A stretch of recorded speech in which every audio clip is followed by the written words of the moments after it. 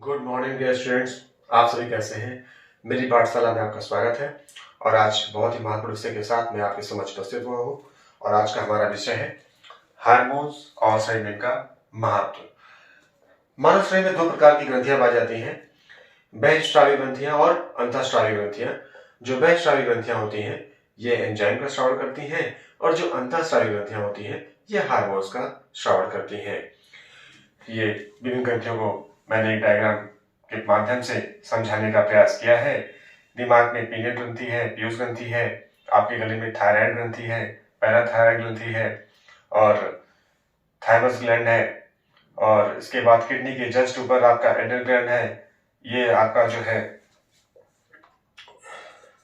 ये अग्नाशय, पैंक्रियाज, और इसके बाद टेस्टिस और ओवरीज में भी ग्लैंड पाई जाती है। स्त्रियों में ओवरीज में ग्लैंड्स हैं और जो पुरुषों में है उसमें टेस्टिस में ग्लैंड्स पाई जाती हैं, जो कि विभिन्न हार्मोन्स को स्रावित करती हैं। देखिए, हार्मोन्स, सबसे पहले हम जानना चाहेंगे हार्मोन्स क्या है। हार्मोन्स अंतःस्रावी ग्रंथियों को द्वारा स्रावित किए जाते हैं, और ये जो ग्रंथियां होती हैं ये कैसी होती हैं? ये नलिका विहीन होती है। कैसी होती है? नलिका विहीन होती है। और जो बहिःस्रावी ग्रंथियां होती हैं ये एंजाइम का स्राव करती हैं और ये नलिका युक्त होती हैं।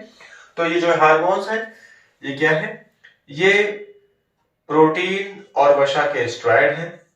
प्रोटीन और वसा के स्टेरॉइड हैं,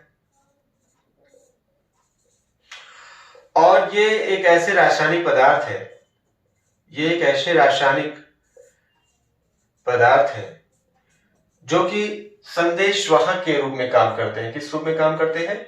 संदेशवाहक के रूप में काम करते हैं, और सीधे रक्त में मिलकर कोशिकाओं तक पहुंचकर शरीर की विभिन्न क्रियाओं को प्रेरित करते हैं। और इसीलिए हार्मोन्स को हम केमिकल मैसेंजर भी कहते हैं। क्या कहते हैं?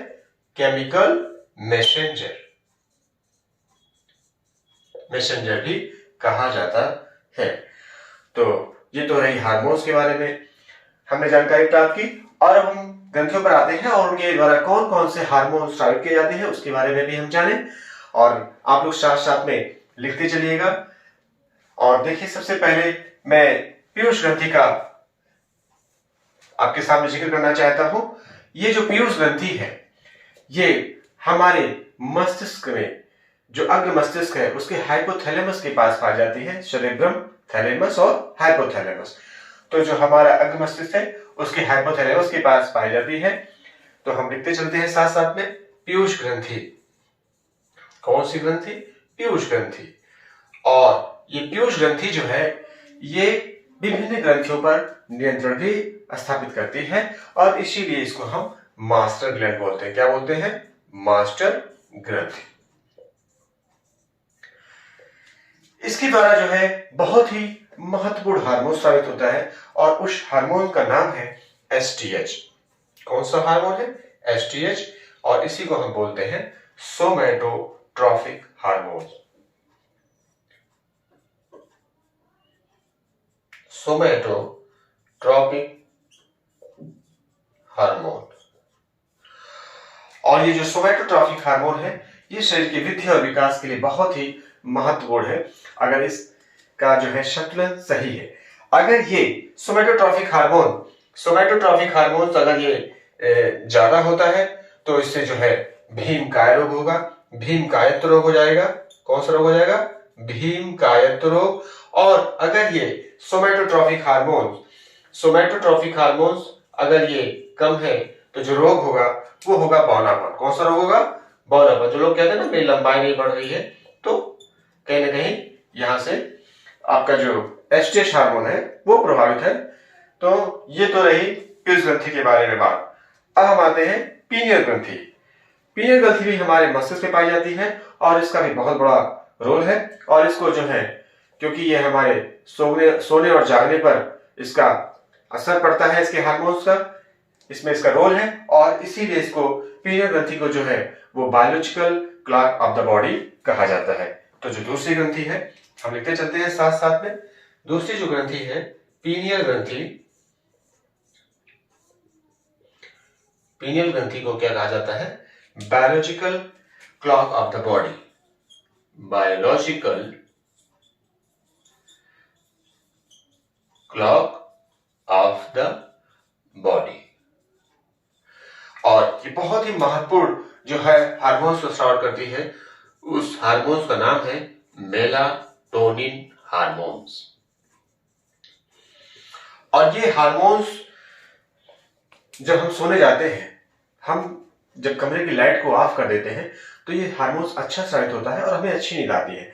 लेकिन जब लाइट जलती रहती है रूम की तो ये हार्मोन्स कम स्रावित होता है और नींद अच्छी नहीं आती है। इसका मतलब अगर हम सोते समय हल्की लाइट का प्रयोग करें, कम लाइट का प्रयोग करें, तो हमें जो हमारे शरीर में मेलाटोनिन हार्मोन्स का सिक्रेशन ज्यादा होगा और हमें अच्छी नींद आएगी। अब हम नेक्स्ट ग्रंथ पे आते हैं, वो है थायराइड ग्रंथि, और जो कि तितली के आकार की और हमारे गले में पाई जाती है। जैसा कि आप देख सकते हैं बटरफ्लाई शेप में है और हमारे जो है गले में पाई जा रही है। और जो ये थायराइड ग्रंथि है ये थायरॉक्सिन हार्मोन का स्राव करती है, और जो है कार्बोहाइड्रेट, प्रोटीन और वसा के पाचन में इस थायरॉक्सिन हार्मोन्स का बहुत बड़ा महत्व है। और शरीर में जब थायरॉक्सिन हार्मोन्स की कमी हो जाती है तो कि जो हमारी थायराइड ग्रंथि है ये इसमें सूजन आ जाती है, और जिसकी वजह से कौन सा रोग हो जाता है? घेंघा रोग। तो जो तीसरी ग्रंथि है वो है हमारी थायराइड ग्रंथि। कौन सी ग्रंथि है? थायराइड ग्रंथि। और ये जो थायराइड ग्रंथि है ये मैं यहीं पे लिख दे रहा हूं, ये थायरॉक्सिन हार्मोन का स्राव करती है। कौन से हार्मोन का स्राव करती है? Thyroxine hormone. यहां लिख देते हैं थायरॉक्सिन हार्मोन। थायरॉक्सिन हार्मोन का स्राव करती है और जो कि बहुत ही महत्वपूर्ण है। और इसकी कमी से जो रोग होता है, अगर इसकी कमी हो जाए तो जो रोग होगा वो घेंघा रोग हो जाता है, क्योंकि उससे क्या होता है? थायराइड ग्रंथियों में सूजन आ जाती है जिससे घेंघा रोग हो जाता है। और इसके बाद जो है थायमस ग्लैंड, थायराइड ग्रंथि में ही उसके ऊपर दो जोड़ी जो ग्रंथियां पाई जाती हैं उसको बोलते हैं पैराथायराइड ग्रंथि, जिसको मैंने ग्रीन कलर से दिखा रखा है, दो जोड़ी। और ये जो है पैराथार्मोन का स्राव करती है। और जो पैराथार्मोन होता है ये कैल्शियम और फास्फोरस के रेगुलेशन में, उसके नियंत्रण में सहायक होता है। ठीक है। और इसके बाद नीचे जब आते हैं तो थाइमस ग्रंथि है। थाइमस ग्रंथि जो है ये हमारे शरीर की प्रतिरक्षा प्रणाली की जो कोशिकाएं हैं उनके विकास में सहायक है, हमारे शरीर के इम्यून सिस्टम को डेवलप करने में सहायक है थाइमस ग्रंथि।